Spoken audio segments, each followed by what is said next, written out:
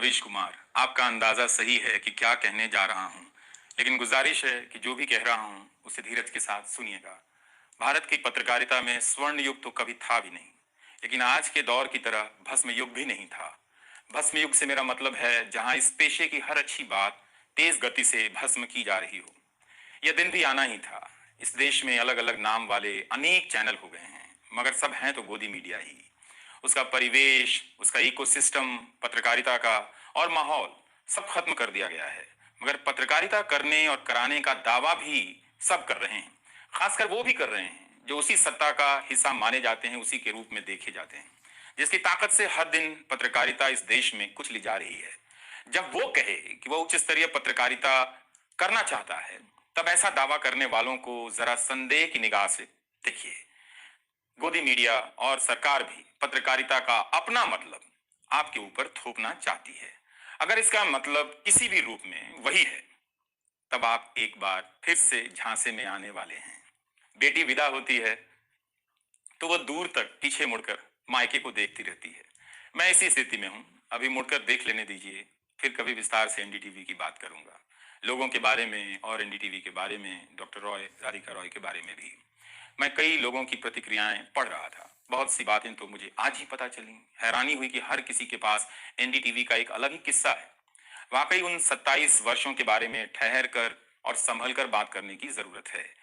NDTV ने एक चीज सिखाई कि टीवी में और टीवी का एक ही मतलब होता है, टीम। एंकरों के स्टार बनाए जाने के बाद यह धारणा टूट गई, मगर आज भी टीवी के बुनियाद में यही है कि जितनी अच्छी टीम होगी उतना अच्छा काम होगा। अभी इस बात को यहीं रहने देता हूं, कभी किसी और वक्त के लिए, तब जब आप भावुक ना हो, तब जब मैं भावुक ना हूं कि एनडीटीवी छूट रहा है। आज की शाम एक ऐसी शाम है जहां चिड़िया को उसका घोंसला नजर नहीं आ रहा, क्योंकि कोई और उसका घोंसला ले गया है।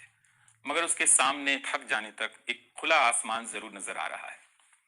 तो खैर, उसके बाद अनुवादक बना और कई पत्रकारों की रिपोर्ट का अंग्रेजी से हिंदी में अनुवाद करता रहा।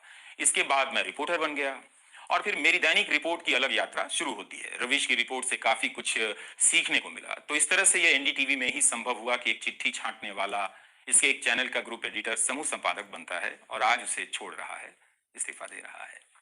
बहुत बड़ी बड़ी शक्तियां पीछे खड़ी हैं इस एक पत्रकार के पीछे। तो स्वाभाविक है कि ये नौबत आनी थी। इसका अंदाजा मुझे पहले भी था, लेकिन जिस दिन आता है उस दिन अच्छा तो नहीं लगता है। लेकिन मैं आपसे यह भी कहना चाहता हूं कि जब भी मेरे बारे में मूल्यांकन करें, इस बात की सहानुभूति मुझसे ना रखें कि मैं चिट्ठी छांटता था। मैं उनकी तरह नहीं हूं कि अचानक चाय बेचने की बात करने लग गया। उतर रहा हूं जहाज से, बात कर रहा हूं चाय बेचने की। सहानुभूति के लिए या फिर अपने संघर्ष को महान बताने के लिए मैं ऐसा नहीं करना चाहता।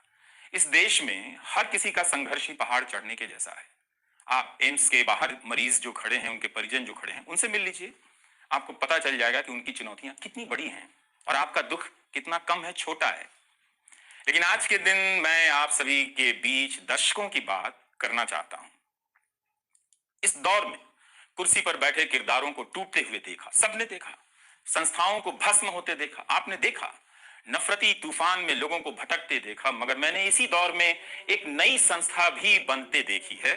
वह संस्था है जनता की संस्था, दर्शकों की संस्था। दर्शक ही अपने आप में इंस्टीट्यूशन बन जाते हैं। आप दर्शकों की संख्या भले कम है, मगर आप दर्शकों ने मिलकर जर्जर किए जा रहे इस लोकतंत्र में जनता नाम की संस्था का पौधा सूखने से बचा लिया।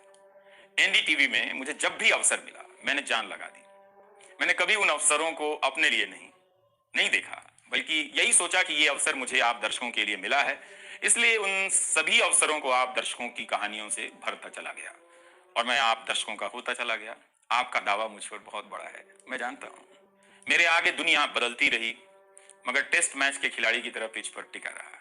पर अब किसी ने मैच ही खत्म कर दिया है, उसे T20 में बदल दिया है। जनता को चवन्नी समझने वाले जगत सेठ हर देश में हैं, इस देश में भी हैं। अगर वो दावा करें कि आप तक सही सूचनाएं पहुंचाना चाहते हैं, तो इसका मतलब है कि डॉलर अपनी जेब में रखकर आपकी जेब में चवन्नी डालना चाहते हैं। पत्रकार एक खबर लिख दे तो जगत सेठ मुकदमा कर देते हैं और फिर सत्संग में आकर प्रवचन भी देते हैं कि वे पत्रकारिता का भला चाहते हैं। कानून की आड़ में अब अधिकार कुचले जा रहे हैं, अभिव्यक्तियों को रौंदा जा रहा है ताकि सारे अवैध काम वैध नजर आए। इस समय मेरे रास्ते निश्चित नहीं हैं, निश्चित हैं तो सिर्फ हौसला है।